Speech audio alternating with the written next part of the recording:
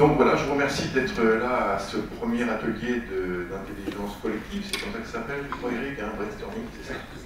Un projet comme celui-là ne s'est jamais fait en France, notamment sur une commune à l'échelle de la nôtre, je précise bien, parce qu'il y a des projets plus importants qui se sont mis en œuvre, mais sur une petite commune comme Sainte-Hélène, ça ne s'est jamais fait.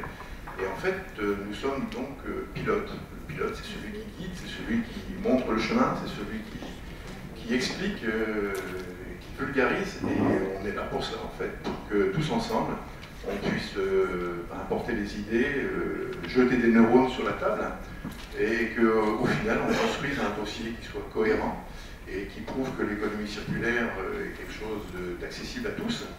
Donc les besoins, en fait, nous avons besoin de construire 4 classes, une cantine commune aux 2 écoles, puisque là nous avons des vieux préfabriqués qui tombent plus ou moins en ruine, et également tout l'accueil périscolaire. Rapidement, mais vous aurez plus de détails par la suite, donc ce que c'est que l'économie circulaire et l'économie linéaire. En fait, actuellement, on est dans l'économie linéaire, on extrait des matériaux, on fabrique, on utilise un peu, on recycle un peu, et on jette.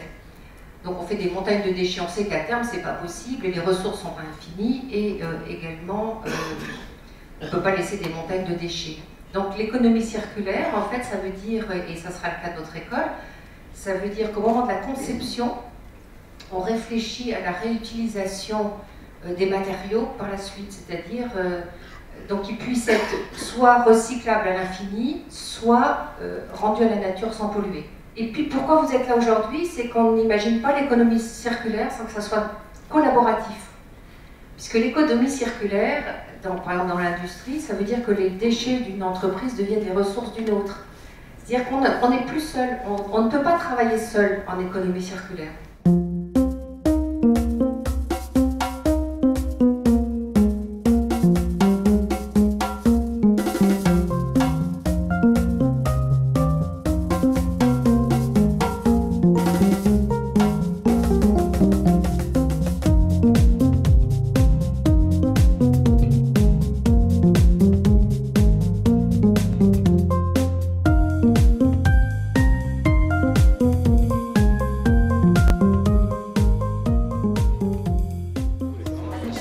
Aujourd'hui, nous sommes à Sainte-Hélène, dans le Morbihan, et pour notre premier atelier participatif pour construire notre école et notre cantine en économie circulaire à impact positif, Cradle to Cradle, la première en France de ce type, donc nous sommes extrêmement heureux.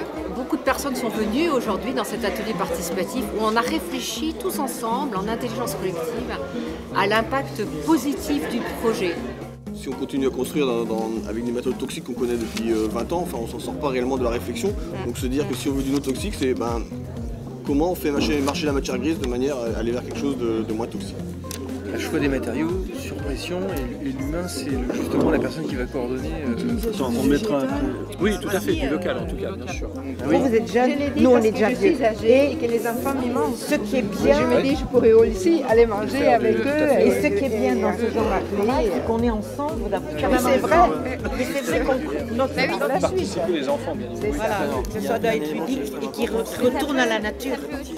Donc ce matin, c'est une première rencontre avec le bureau d'études qui va nous accompagner dans toute cette démarche.